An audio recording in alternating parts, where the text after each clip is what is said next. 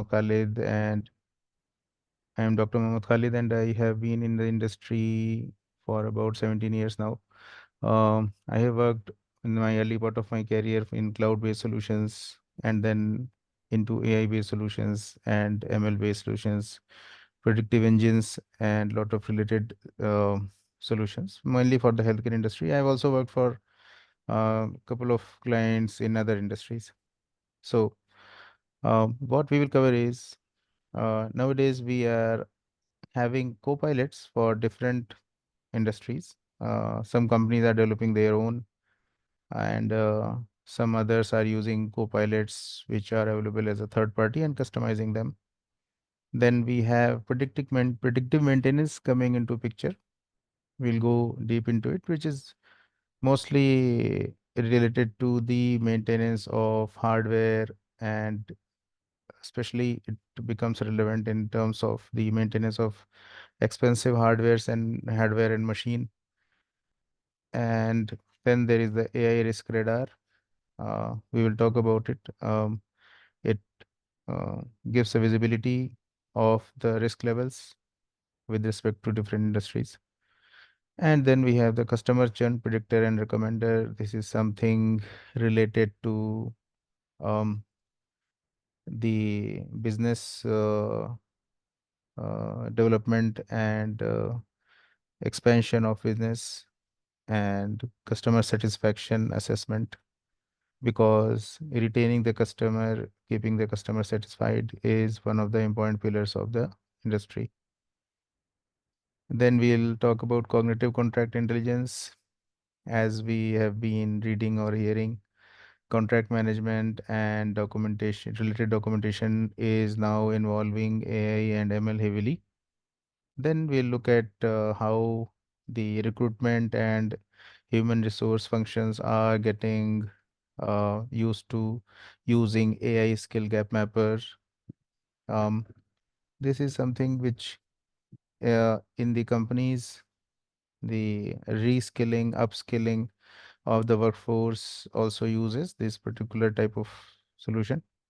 Then we have the sustainability optimizer. We'll talk about it in detail.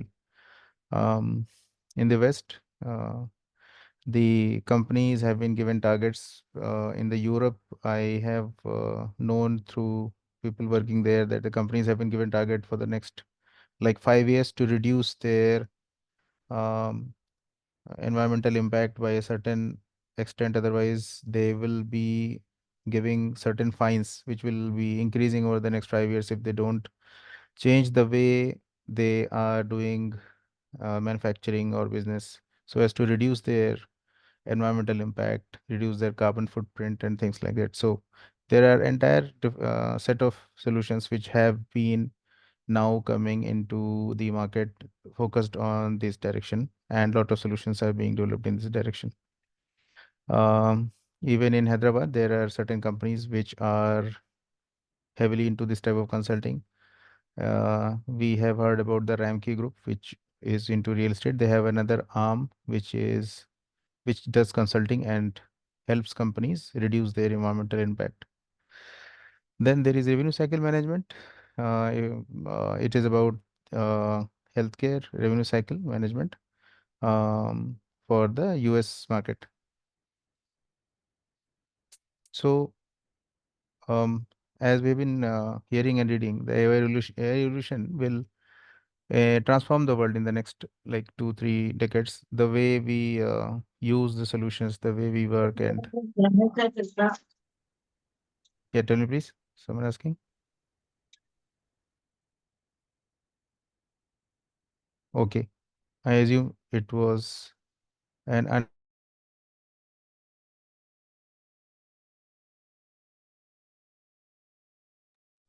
sorry, I went on mute. I don't know how. So till what slide did you people hear? Just a moment. Am I audible So, now? please continue. Okay. So did Yeah, people so hear what I explained here? yes, yes. All right. So the AI revolution will be transforming a lot of things in our life, how we interact with different products and services. We can already see, like in the past 10 years, first we used to call uh, a customer Khalid bhai, we are not service. able to hear you. My voice is not clear. Hello, hello, hello, hello, hello, hello. Am I audible? Hello, hello. Am I audible?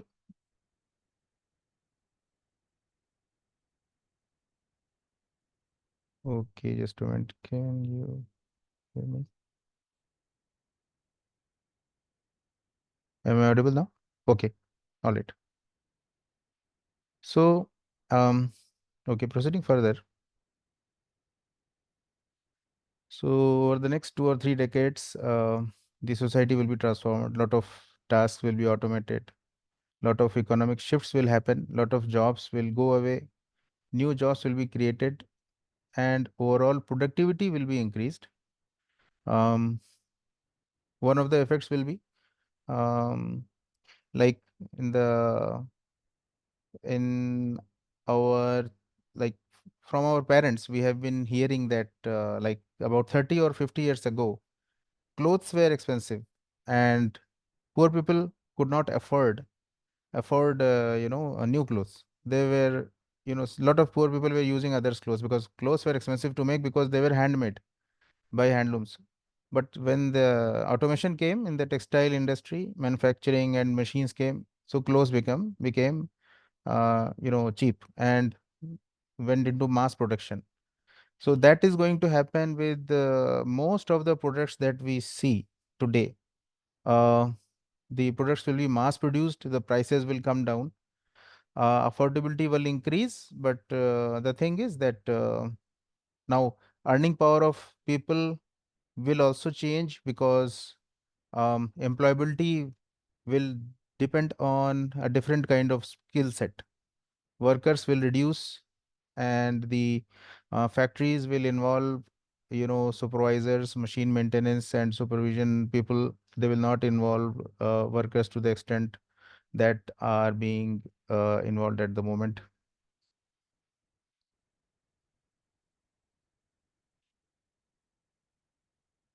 So all the industries like healthcare, education, transport, they will be revolutionized. Uh, People will get personalized solutions, which is difficult, with the kind of solutions that we have at the moment. It becomes easy uh, by the kind of solutions that will be developed from now and in the future, and efficiencies will be increased. And of course, when AI agents, chatbots, and automation will come into picture, the um, there will be impact on different aspects, like there will be bias, for example, in recruitment. um, the expectation from the regulatory authorities is that while, in the recruitment, a certain geographical balance should be maintained, a certain gender balance has to be maintained. Now if the AI selects mostly males, then the regulatory authorities say that no, you haven't shortlisted even like 10% females for this position, or you have shortlisted all the westerners, 90% Westerners you have shortlisted for this position. You should have Asians, you should have Africans. So these type of biases come when we have automated algorithms. So those are to be taken care. Then privacy concerns, like we already have so much hue and cry over the data privacy for research papers and a lot of different sources with respect to ChatGPT, and they are contesting lot of lawsuits. This is natural to come. And then, so what do we do from this point onwards? How do we change the area of our focus? Because what we have been seeing till now, how we have been working, how the professionals who are experienced and who are, in the industry for a long time, they have been working in a different way, and the expectation going forward is very different.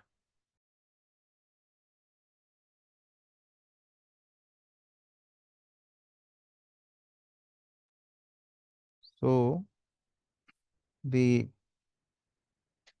the knowledge is now easily accessible. If we see, we have so many LLMs, ChatGPT, Cloud, DeepSeek, so many sources. We have MOOCs, where we have Udemy, we have free courses. So knowledge is easily available now, right? Agree. So um, who all in the session agree that knowledge is easily available now? It's, knowledge is not, difficult to get now. So then what will be the expectation? Like in early days, that's the reason why degrees now uh, you know, um, have now the decreased weightage as compared to earlier. Earlier, you could take a BTech, you could take a MCA, you could take a PhD, and you could get a job easily. It was like 25 years ago. Then it started losing value. The degrees started losing value, skills started gaining value. So now the expectation is that the knowledge should be applied and converted into useful value for the company or the industry. That is the expectation now from the professionals. In that direction, we'll see how, the solutions are adding value. That is the whole idea of this session, to give a visibility of how, AI is changing the kind of products and solutions and the features that the products are having. So now the emphasis that professionals should have, which should be towards problem solving, critical thinking, decision making, delivering measurable business value. We hear a lot about data science everywhere. Now, a data scientist working on any domain, any project, it can be supply chain, it can be finance, it can be healthcare. He should spend some time learning about that domain. It's not difficult in a city like Hyderabad or Bangalore or any big city. You can interact with the domain people. You can take short courses in that domain. You need to understand the domain. Otherwise, you will not be able to extract useful insights. If you are able to extract useful insights, which are useful for the company, for the organization, then you will be a very valuable data scientist or an analytics professional. So moving forward, now AI first solutions are now in high demand. So what are the specific characteristics? Why are they are in high demand? So the expectation from a solution at the moment today has become that it should have a certain degree of intelligence built in. If you go to an app of a good bank like ICICI Bank, HDFC Bank, it's free to download. You can converse with their chatbot. It's almost like you are talking to a human. It's the quality of the conversation would be quite natural.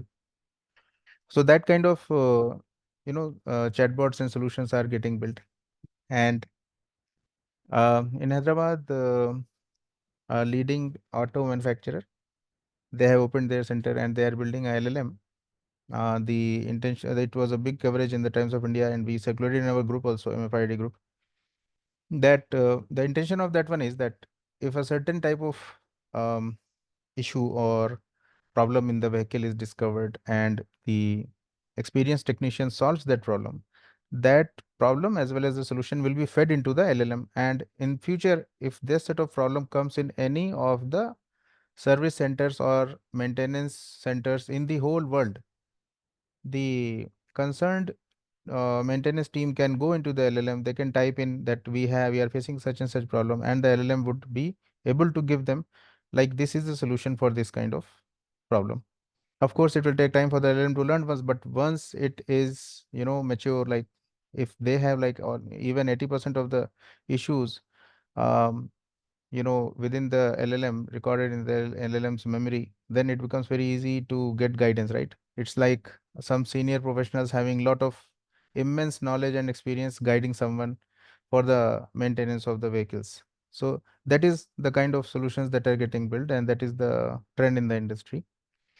So the other thing is they give personalized customer experiences.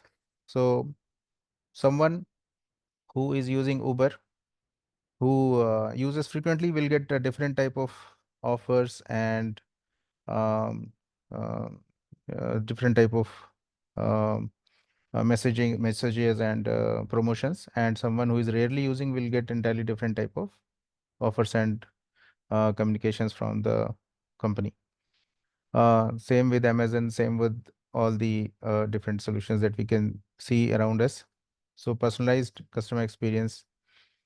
Mm, Someone who is having a low budget, you usually buys things in the range of 100 rupees or 200 rupees, will get entire different set of products recommended in the Amazon app, versus someone who is buying in the range of 500 to 1000 rupees, he'll get a different type of recommendation. Now, then um, the solutions now are being built in mind, like they should be able to innovate rapidly. Lot of solutions which were established in the market are redundant. They're not able to move forward or adapt rapidly. So they are being becoming obsolete, and customers are going towards the solutions which are giving them more features, which are adapting to their needs. So AI for solutions have more adaptability. Then they are data-driven decision making is enabled in AI for solutions. So what I mean to say is, like, if there is a ERP which is implemented in a retail chain, for example, Big Basket or Ratnadeep or whatever, they are able to see what type of products people are buying during festivals, like what is sold more during Diwali, during Ramzan, during any festival, any season. Like in summers, we can see there are no offers on the cold drinks, but in as soon as the rainy season starts, cold drinks, are offered into discounted price. So this type of data insights they are able to get. So these type of analytics are built into the solutions nowadays. There it is a expectation now. Even uh, solutions which are in the market since uh, a couple of months, they are having good analytics now. So the expectations are now high. Earlier, the data would be fed into other applications and analytics done there, but now they are, building analytic capabilities within the solutions itself. And then, of course, the competitive advantage. So, so what do we do? Like, how should we um, prepare for the upcoming changes? So, one is uh, we should develop a habit that we should learn to use AI as our assistant, as our coworker. We should never think like it's our competitor, it's here to replace us. No, it's here to help us, it's here to complement us. That should be the attitude that we should have, because AI is not creative. AI can't aggregate data from different domains and put it together. That we have to do. And the rest of the processing and rest of the relevant points and integration part, that in those aspects AI can help us. So I was talking to a friend who is a solution architect, a senior architect, cloud architect in leading company. So what he was telling is that he is reducing uh, low skilled coders in his team and retaining uh, development team members who understand how to um, put together different parts of the code to develop the solution.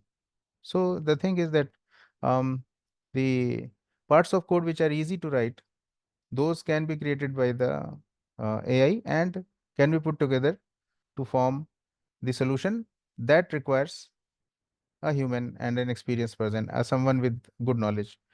So the other day we also got to read in a news that there was an interview happened and for software developers, and a lot of them got rejected because people are losing this skill of um, like complex coding, because they are using Copilot a lot. Like freshers are using Copilot a lot. That is becoming harmful for their interviews, because they are not able to answer, and the expectation from software developers has become high. They should understand how to integrate the different parts of code. They should have knowledge about like full stack development, things like that. So that is something like we should know how to code, and we should also know how to integrate the code into the solutions. Then uh, The solutions and features will undergo a lot of rapid changes. So we should be open to learning and adaptability. It is difficult, but we have to develop this ability. For some people, it may be difficult, but the thing is that we should, keep on taking short courses. We should keep on discussing. We should keep on reading. We should keep on teaching others. This helps us keep our skills up to the mark. Um, then, um, even in the large companies, products are being made which are targeting specific customer segments, specific, very specific markets. So, to work on those products, to understand how that this product will undergo the product life cycle in the market, we need an entrepreneurial mindset. We may be working in a large company, but the company treats each product separately. They, monitor how much they are spending to develop a product and how much revenue they are getting out of it. They may have long-term plans. That is true. They may have, like, for example, Zomato. It is not. It is, turned into profit only few years back. It was into huge losses all the time, but now it is into profit, and the profits are also very low. Like, they are having sales in the range of thousands of crores, but the profits are only in the range of like 40 crore, 50 crore. So it takes time to be profitable. But the thing is that uh, if you see, Zomato has adopted and changed its features over the last, like, 5 years, 6 years. So many features have been added, so many features have been removed also. So this requires an entrepreneurial mindset. So what it what it requires is that we should, pay attention to the product life cycle from product management perspective. That will help us understand the expectations nowadays. Then interdisciplinary thinking, for example, we should not be having an attitude like I am a database person. Why do I need to learn about APIs? Why do I need to learn about front end? That attitude should go away, and we should be open to learning different disciplines. We should be we should be looking at different leading solutions in the market. For example, for analytics, we should be looking at Power BI, ClickView. We should understand, what capabilities they have, so that we can build, the capabilities accordingly in our solutions. We should at least have a high level idea of leading solutions in the market, whatever are related to our products or offerings. So coming to the specific type of solution, that is AI copilots. So how do these work? So what happens is, for AI copilot, there are different steps involved. So first step will be the NLP layer. What will happen is that whatever user queries we have in the database, they may be audio files converted into text, or they may be like emails, they may be tickets coming through the customer support. These will be processed, and the intent will be identified. Intent is something. The idea is that if we have like 2 3 sentences of a particular issue, what is the basically intent of the particular person who is speaking or writing it, that should be understood. The intent may be, for example, if someone he is having problem with accessing his account statement or not able to find where to see his account statement in the bank, so he may write different type of sentences, but ultimately the intent will be the same. So that should be the objective of this stage. Then multiple language support and business terminology. Multiple language support is something which, we don't have much solutions in this space, but it is increasing gradually. Then the business terminology should be supported. There may be customers, for example, if we have a B2B scenario, there may be customers which may be requesting a um, uh, certain uh, feature change, or they may be reporting certain issue. So the natural language should be processed and converted to understand the intent and to take to the next step. Now, knowledge based integration. Now, in the company, there will be a database of resolutions, issue resolutions, how a particular issue should be resolved, policies, procedures.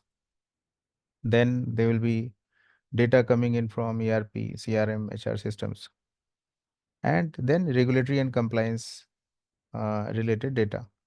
So these are different type of knowledge base which are integrated into the copilots, so that if someone asks a query, the system can go and fetch from these databases.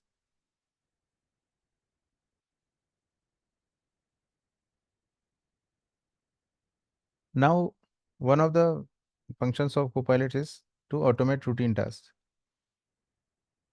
And if a user is going and picking a set of data almost daily, and he is doing certain fixed type of or a certain specific defined type of operation on that data, and then he is saving it in some other application or some other place in the same application, this task can be automated. Um, a simple example can be in a project where we have interior um, interior of a particular office or a hotel. Over there, the images from the field will come, and they have to be sent to the customer to show the progress. Now, instead of someone who is aggregating the images and sending to customer, this task can be automated. So, solutions like ServiceNow or UiPath have such features where such type of multi-step um, workflows are automated. Now, AI copilots are intended to achieve this. Then, generating reports, forms, documentation automatically based on predefined configuration. For example, I want to see how much sale is done monthly in different states of India for my particular product, maybe a detergent or something. So this report should be generated automatically, and email should be sent to particular people. This should not be done manually, because I need this data monthly, every month. So why do I need to go and request anyone for this data? It should go out automatically. Data should be fetched from the ERP or the solution, and should be sent automatically. Now, decision support system. This is something where, um, for example, if there is a manufacturer who is supplying a certain product which varies as per the different seasons. For example, someone who is supplying like certain type of clothing or certain type of industrial material. So there are seasonal variations, right? So this type of analysis should be able to be done using historical data, and recommendations to be provided. There are two ways to do it. One is to go and look at the analytics dashboard. The other way is a simpler and easier way. Just a moment. The easier way is to go and ask the copilot, please give me the estimated supply, uh, estimated demand for the next 2 months based on previous data. So it will give you an answer like, based on the previous such and such years or such and such duration of data, the such and such future months are expected to have this type of demand. And then the user feedback. If you see in lot of applications that we use, we can see a screen coming up which will ask us to select certain radio buttons. How likely are you to recommend our application or our product to your friends? How are you happy or are you unsatisfied? So these type of user feedbacks uh, continuously keep on getting aggregated and help the companies improve their products and services. Then The Copilot should support text, voice, and visual inputs. Like I should be able to speak something and ask something by just speaking, or I should be able to input some text into the interface and I should get the response. And even for certain cases, I can use the camera or I can input certain images and I should get the response. And then the integration should happen with the existing business tools like Slack, Teams. Teams means Microsoft Teams and email. Then the Copilot should also have the option to provide certain dashboards and visualizations where we are able to see the data in a specific formats and get the idea of the trends which are helpful to us. So a scenario uh, related to the healthcare industry, uh, I'll explain. For example, there is a large hospital network which is processing lot of medical claims monthly. In the US, this is a scenario which is based on the US healthcare. So, like 90% of the patients or 85% of the patients, 80% of the patients will have medical insurance. Others will be supported by the government. Like those will be people who are old aged or mostly they are old age people who are supported by the government. Like others, like 85% will have some sort of medical insurance. So these insurance claims are coming in monthly, and we are like the hospital is experiencing lot of denials. Like the insurance company which has to pay for the bill, they are denying lot of um, claims, and they are sending it back. So how do we solve this one? So for this, the AI Copilot, which is integrated with the HR system and the insurance database, so it will help in the way like staff will ask question, like it will type in some staff in the hospital, they will type like what was the claim number this, why was the claim number this denied. So what will happen and what was the what documentation is needed for this procedure code. So the system will help that particular associate. So Copilot will analyze the claim status, identify what is the missing information, and it will suggest the corrections. Now, in some companies, this is automated, but in other companies a human is in loop, so that because uh, several actions have to be taken. Sometimes patient has to be informed, sometimes the insurance company has to be informed, and some certain queries have to be cleared. So um, automated solutions are being developed at the moment which will take care of this step also automatically. But the help from the copilot that we will get is that the copilot will go and give us the clarity on what was the gap, why this claim got denied. And then it will generate a letter.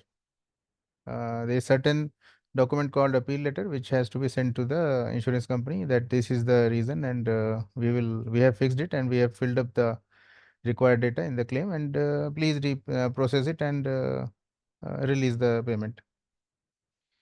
So then based on the previous learnings, machine learning will be used, and the probability of approval of certain claims will be predicted beforehand. Like if I am submitting like the 1000 claims in a day, so I'll get a visibility of what is the probability. So for claims which have like low probability of approval, like less than 50%, I will not submit them. I will retain them and I will check the gaps why it is having a low probability. So ultimately that will increase the efficiency, that will help me reduce my denials.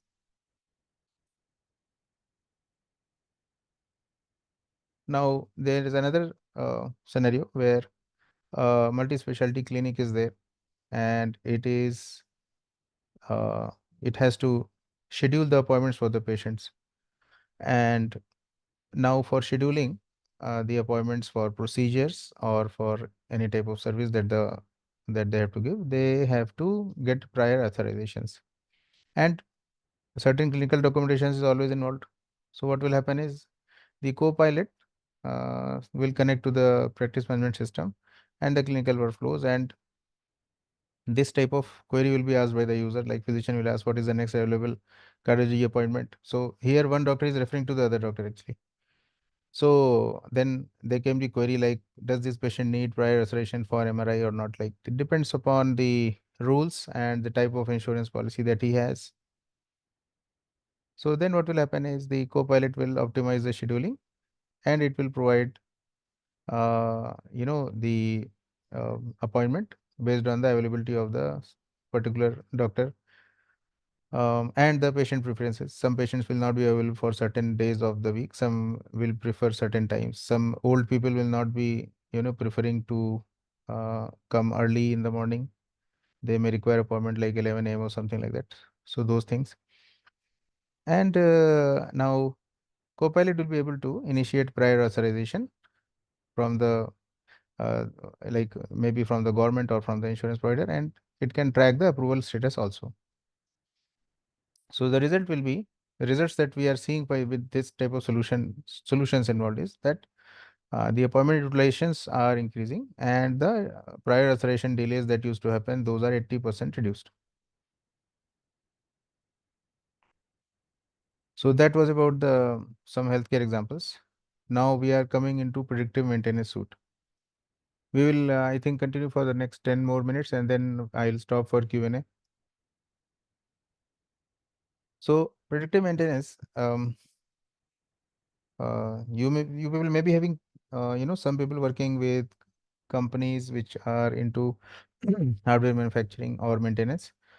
Like I know someone who is working for Hitachi, and uh, he works on the data collected from the sensors in different machines.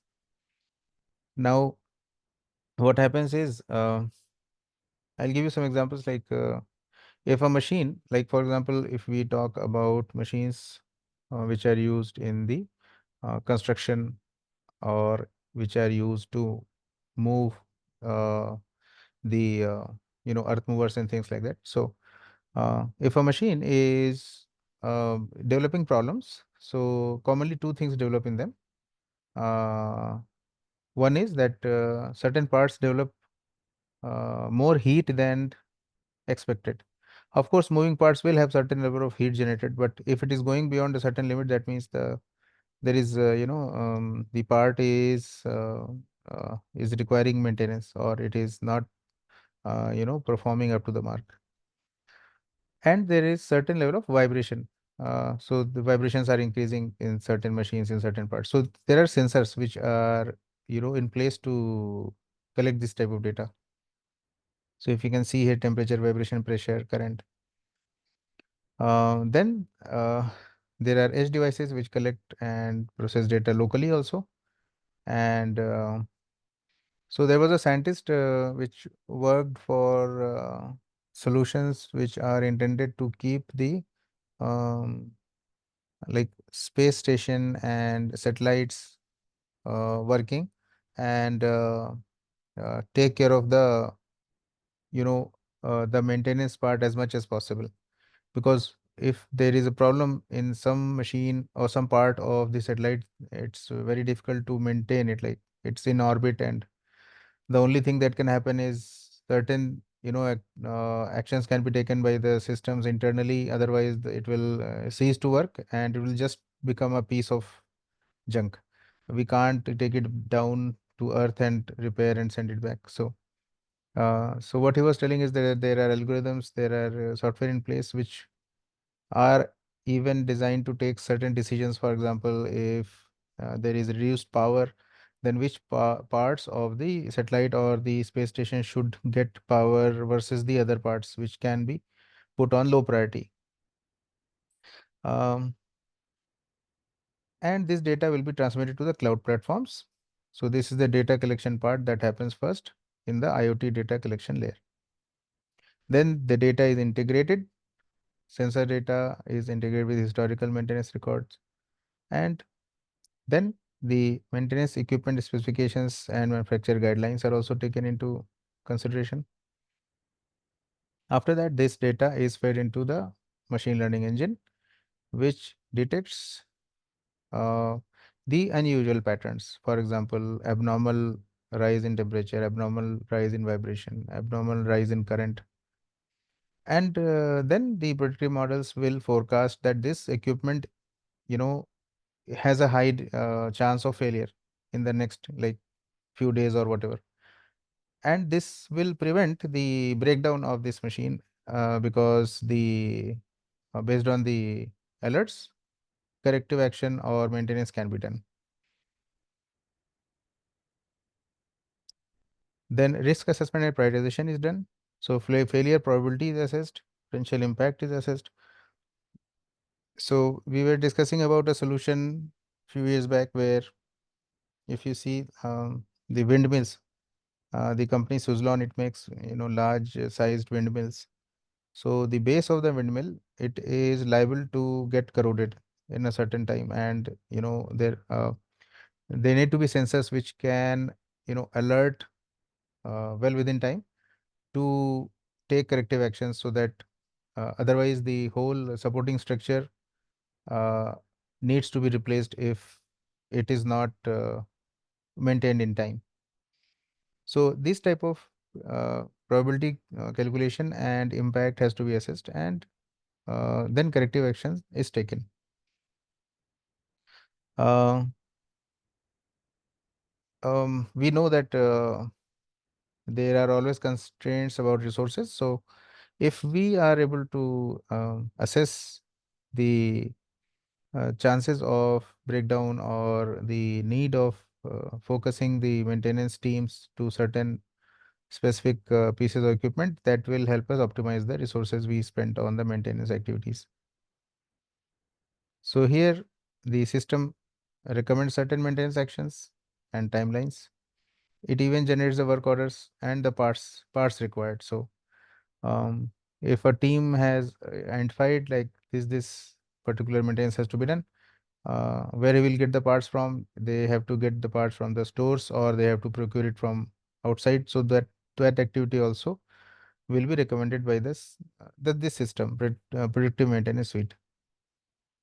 And the safety protocols for the maintenance, all those things will be provided uh, in the form of instructions. For example, if you have ordered a lab test online, you can see safety, preparation instructions coming into you in the form of a web page or a PDF. So that those sort of instructions will come. Now we are coming to AI risk radar, which is extensively used in financial services.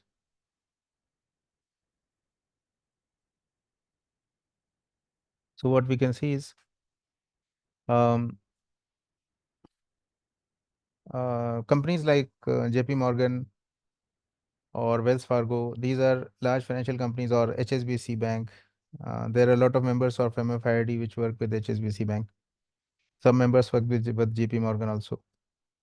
So over there, we can see a lot of financial data and the lot of um, risk identification is done. So what we are seeing here is financial data from trading system and market feeds is analyzed, news articles, social media announcements is analyzed, multiple sources input data into the system which identifies the sentiment. So they advise their clients like um, for example, the actions taken by the president of the US recently has led to a lot of trading and commerce disruptions worldwide. So before that disruption happens, companies would advise their clients to um, get into low risk investments. So these type of actions they do based on.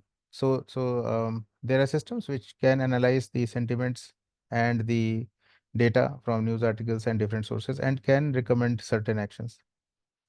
And also, if you see the last point, third party risk database credit ratings, people in the session who are into stock trading, they can understand this, that companies they undergo yearly credit rating which gives a visibility of the quality of their business, or how much are they having the ability to pay back whatever credit they take. It's just a rating. It's not necessarily for taking the credit, but just a rating to tell, the financial health of a particular company. So all this data will be fed into the system,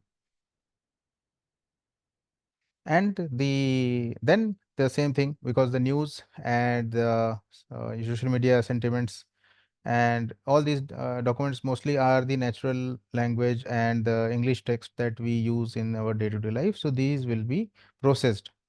After processing, they will be uh, fed into an engine where the risk classification will be done. So if you see here, there are risk categories. One is operational risk, financial risk, regulatory risk. For example, there was a company, Sigachi, uh, which produces a certain chemical which is exported from India in large quantities, and they got this accident. If we are reading the newspapers really, they got this fire accident, and so what is the like future 1 year impact or 6 months impact on their business? So that kind of risk, this type of system will tell that this is a company where, and their stock price also plummeted by about like 15%, I think 15-20%. So these type of risk will be seen and will be, recommendations will be given by the system. For example, if we see the Ukraine Russia war, so based on that, what type of disruptions can happen with the business of certain companies. And if we see the whenever as soon as the war with Iran erupted, Iran-Israel war, the price of crude oil started changing, and based on this type of data, the uh, AI risk radar is supposed to give certain recommendations for the specific type of uh, like investment categories or companies where the investment should be higher, where should be lower. Then uh, risk scores will be assigned. If you see the last point, those risk scores will help in the decision making. And then continuous monitoring of risk indicators will also happen. Threshold based alerting system will be in place. I'll give you an example. And escalation protocols for high severity risk will be there. Dashboard evaluation of risk landscape will be there. So if some of you remember, there was oil spill by Chevron. It happened like 14 years ago, and there was a huge loss to the company and a huge impact on the local environmental ecosystem when this oil spill happened. After that, this contract was given to one of the Indian companies. Don't want to disclose the name. And they have developed a process and a monitoring system in place which continuously monitors the pressure of the pipeline, oil pipeline of Chevron. And um, then uh, what happens is that as soon as it goes above a certain level, alerts will be sounded, and if they go above certain critical levels, the system will automatically shut off the flow of oil in the pipeline. So this is to prevent the kind of accident that happened. I'm sorry about the name. The name was British Petroleum. British Petroleum oil spill happened. I'm just checking on the internet when it happened. It's something which people should read about. So it happened on in 2010 actually. So it is British Petroleum BP oil spill, and so type of these type of systems are critical now. And um, if you see, these type of systems can also play a role in like cybersecurity, where we can see DDoS attacks happening. So if we have a system in place which can monitor the number of requests that are coming to a particular system from the internet, and the preventive measures can be taken in time so as to prevent the uh, denial of service. So those can be the scenarios which we can think of in the cybersecurity area. So I think it is, I'll just complete this one, AI risk radar, and then we can stop for Q&A. So predictive risk modeling will be done. So in the same way, like analytics in any system, forecast emerging risk based on the trends. This is a function of this type of system, where based on previous data, we can forecast like what is the level of risk or percentage of risk emerging in a certain system or certain aspect based on the previous historic trend that has been learned by the system. And then for stress testing, certain scenarios, mock scenarios will be used, because if we develop a system, it should be tested. That also is a part of this type of solution. An example can be like, we have ethical hackers which are, hired by companies which test uh, the durability and robustness of their um, cyber security protocols in place, right? So that is that set of thing.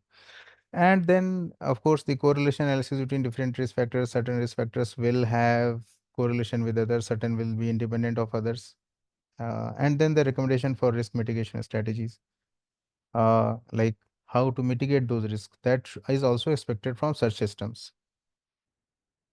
So, a quick scenario, like a global manufacturer faces supply chain disruptions from geopolitical events, natural disasters, and supplier financial instability. One example can be that Iran had threatened to close the Gulf of Hormuz, right? So the all the ships passing through that particular point were supposed to change their route, and travel a long path to reach their destinations. So how will that be achieved? That should be also a part of this type of solution. So this is about, sorry. So this is about AI risk radar. We stop here for Q&A.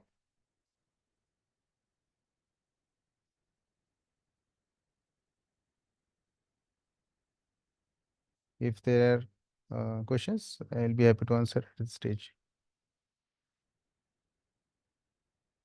And we'll cover rest of the presentation in another session that will probably happen next Saturday or something. We'll be notifying you. I can see a message in the chat. Okay.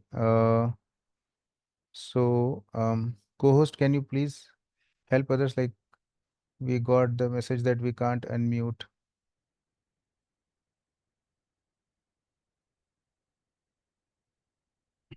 I'll just connect with Sav offline. Maybe he is not able to hear. So I'll There are no more inform. questions. Yeah. Okay. So if there are questions, you can type in the chat, or you can speak. I'll be happy to answer. How can we start learning about Copilot development? That's a very good question. Okay. Munir, in the chat, there are a few questions. Yes, yes, yes. I can see that. I can see that. Okay. So you need a plan to learn Copilot development. Okay. What I will do is, are you a part of MFID group? Sayed Munir, sir? You are not a part of MFID group. Okay. So what you can do is, um, okay, the invitation for the session that you got from whoever you got, you can see a link there. That is one of the carriers group that I have, right? So what you can do is you can post this question there, and someone will answer it. Otherwise, I'll help you get that answer. Okay, I'll share the link here itself. Just a moment.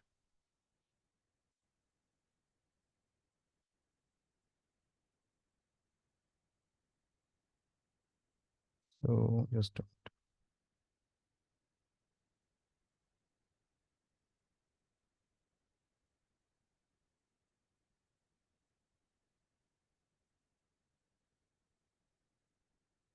give me a minute. I'll post that one. Any other question is there? Please feel free to ask.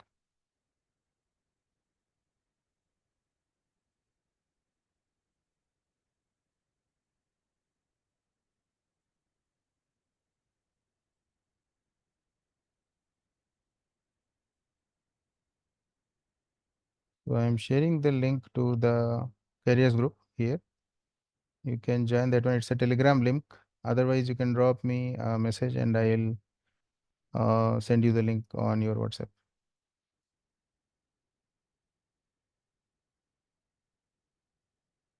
So this is my WhatsApp number. So, do you foresee AI agents dislodging software developer jobs? So, as I just covered some time back now, like any senior software engineers that we discuss these things with, they what they say is, it's something like it's something like if you go to car factories, or if I can give an example of like if you go to like uh, ready-made garments manufacturers. So what happens there is, acha, this link is expired. How can this happen? Just let me see. Give me a minute. I can just stop sharing.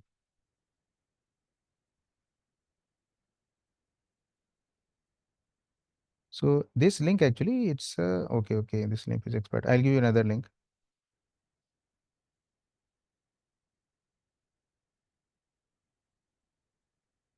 So the thing is that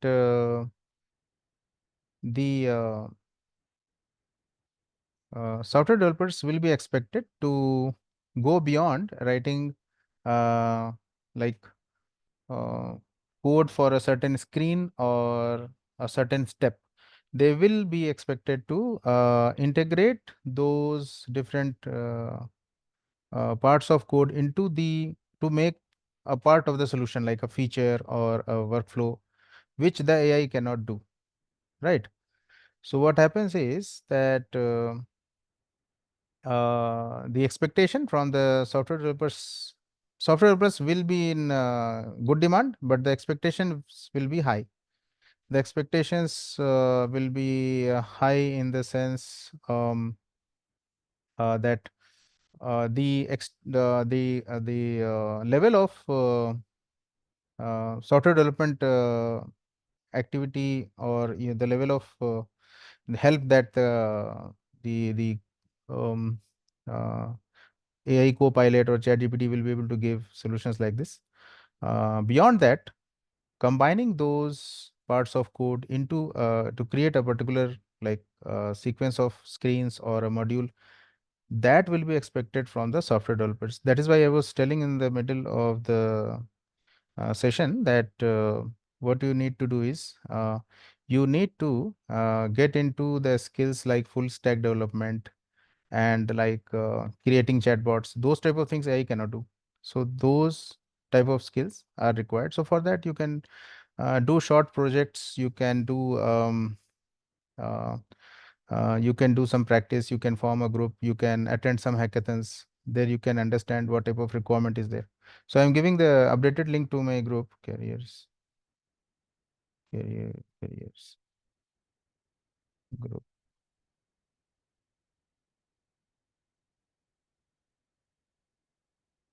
So this is the group link. Just a moment. Yes, this is the group link. This should work.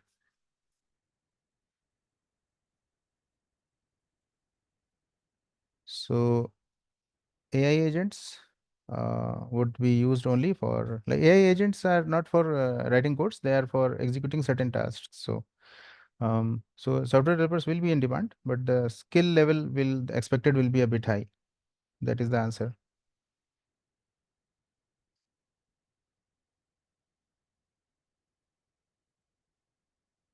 Hope that answers the query. Otherwise, you can write more queries in the careers group, and someone will answer. Otherwise, I'll try to arrange someone to answer it. So, um, Maaz Sahab and Sahir Sahab, you can put further queries there.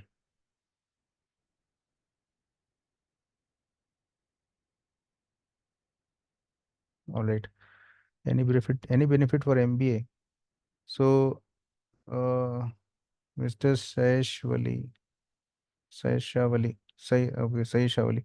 So for MBAs, it's for MBAs, the thing that can be done is, quite bright career uh, is waiting for in the era of AI and ML. That is, if you have heard about something called AI product management. So what the meaning is, that in the era of AI and ML, the type of products and solutions will be changing a lot. So uh, people who have done MBA can get into business analysis, they can get into product management, they can get into lot of different functions which are related to the kind of products that will come in the market in the upcoming decades. So you can start from, if you're a fresher, you can start from, some position of business analyst in any company which is now developing AI solutions. That will help you get into this field. All right. Any more questions? PDF format for revising. Okay. I discourage circulating the slides. The reason is people don't attend the session then. So what I can do is I can put the material in the form of a blog post, and I'll put it in my careers group. That I can do. So give me few days. I'll put the different parts of the uh, this presentation into couple of posts, organize it as per sessions, and then it can be read. Maybe after the second session, I'll do it. I have a blog which has a lot of material, and I keep posting links of that blog in my careers group. Because if I post here, it will be lost. I can post it here also, but it will get lost, and it will be difficult to track. But still, I'll post it here. Just a moment.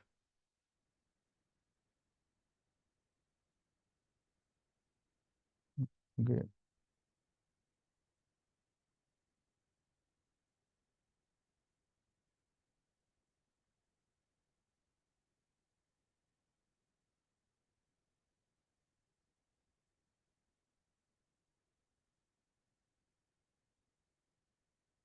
So I'll just post the link to my blog also, which you can go through, and uh, it has a lot of uh, posts related to the current trends and uh, the tools and the different solutions in use nowadays. All right, so can we end the session now? Are there any other questions or queries? And I'll also provide my email. If you want, you can always get in touch with me. At Gmail. This is my email.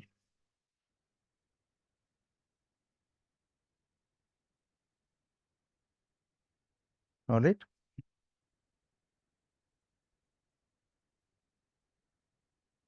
Okay. So, Safsaf, can we wind up the session? I think we don't have any more queries. Yeah, sure, Dr. Sam. Jazakumullah khair for sharing Welcome. your experiences and knowledge with us. And Welcome. inshallah, we'll have further parts to this webinar, inshallah. So we'll close Sure. for today. Thanks everyone for joining. Assalamu alaikum. Sure. Assalamu alaikum.